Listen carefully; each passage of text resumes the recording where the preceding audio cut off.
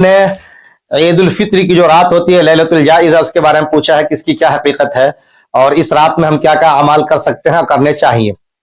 یاد رکھیے، لیلۃ الجائزہ کا مطلب ہوا انعام والی رات، یعنی کہ نائٹ آف ریوارڈ۔ اس کو ایک مثال سے آپ سمجھ لیں، جس طریقے سے کوئی ایک مزدور کہیں مزدوری کرے، اس کو ڈیلی ویج پہ جو بھی 700-800 کی دہاڑی بنے وہ اس کو ملتا رہے، 20ویں دن جا کر کے اس کے آنر یا ٹھیکیدار اس کو یہ کہہ دے کہ آپ لوگ آئیں، کام بہت کم ہی رہے گا، آپ سب کو پورا جو کچھ بھی ہے وہ دیا جائے گا، ساتھ ہی میں اس دن ہم آپ کو بونس دیں گے۔ اب بونس جو ہے وہ ڈیلی ویج کے لحاظ سے کئی گنا بڑھا کر کے ہوتا ہے، مان لیجیے 3 گنا 4 گنا جو بھی ہو سکتا ہے۔ تو کیا اس دن وہ مزدور جو 300 دن گیا ہے، آخر والے دن وہاں سے بھاگ نکلے گا یا جانے کی کوشش کرے گا؟ تو فطری بات ہے، عقلی طور سے سب لوگ یہ کہیں گے کہ نہیں جائے گا وہ، کیونکہ اس کو کئی گنا اجر بڑھا کر کے ملنا ہوتا ہے۔ تو وہی بات یہاں پہ بھی ہے، جس طریقے سے اس 30 دن تک ہم لوگوں نے اپنے آپ کو تراویح سے، روزے سے، افطار سے، سحری، تہجد، ان سارے نیک اعمال سے جوڑے رکھا، آج کی رات ایسا نہ ہو کہ ادھر رمضان پورا ہو، چاند جیسے ہی نکلے، شوال شروع ہو، شیطان قید سے آزاد ہو، اور ہم اور آپ جا کر کے اس کے ساتھ دینے والے بن جائے کہ ہاں آؤ چلو مل کر کے شیطنت کرتے ہیں۔ یہ نہیں ہونا چاہیے۔ ہوتا یہی ہے کہ شاپنگ کے نام پہ، یہاں وہاں گھومنے کے نام پہ، ملنے جلنے کے نام پہ پوری رات عبادت کے بجائے ہم اور آپ دکان بازار اور یہاں وہاں چوک چوراہے کے حوالے کر دیتے، اس کی نظر کر دیتے۔ یہ نہیں ہونا چاہیے۔ آج کی رات میں آپ جتنی بھی دیکھیں گے جو ضعیف احادیث سے لے کر کے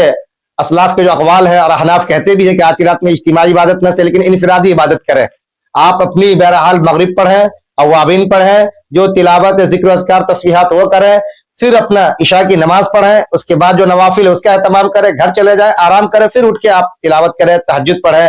اور اسی کے ساتھ ساتھ میں پھر آپ تہجد کے ساتھ جو وتر آپ کی رہے گی وہ پڑھیں، فجر کی نماز جماعت کے ساتھ پڑھیں، اور اس درمیان خوب دعا کریں کہ اللہ جس طریقے سے اپنے اچھے سے اچھے انعامات رکھے، آپ کے ہم محبوب بنے، شیطان کے وسوسے سے دور رہے، نیک اعمال کر کے اپنے آپ کو جنت کے مستحق بنانے کی کوشش ہم نے کی، ایسا ہی آنے والا 11 مہینہ بھی ہمارا بنا دیجئے۔ آپ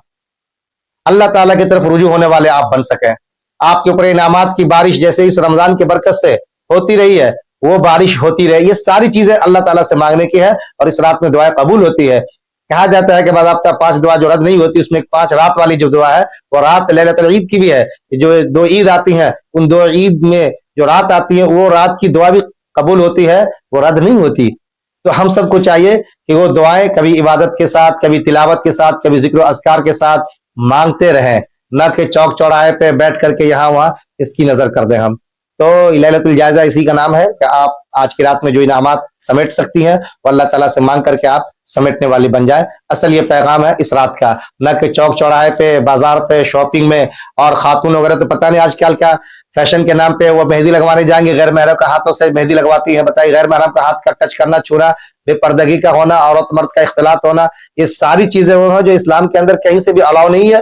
اور خود کسی شریف خاندان کی عورتوں کو دیکھیں گے چاہے جس دھرم کا بھی ہو وہ اس کو الاؤ نہیں کریں گے، ڈس الاؤ کریں گے۔ یہ ان ساری باتوں کو سمجھنا ہے، سمجھانے کی کوشش کرنا ہے۔ ایسا نہ ہو کہ ہم آج کی رات میں انعام لینے کے بجائے شیطان کے پارٹنر بن کے ان کو ہی پارٹی دینے والے بن جائے۔ اللہ تعالی ہم سب کو اس سے محفوظ رکھے، آمین۔ جزاک اللہ خیرہ۔ عید کی آپ سب کو مبارکباد۔ اللہ تعالیٰ عید کی خوشیاں ہم سب کے لیے لائے، اور ہمیشہ اس خوشی سے اللہ تعالیٰ ہم سب کو شرابور رکھے، آمین۔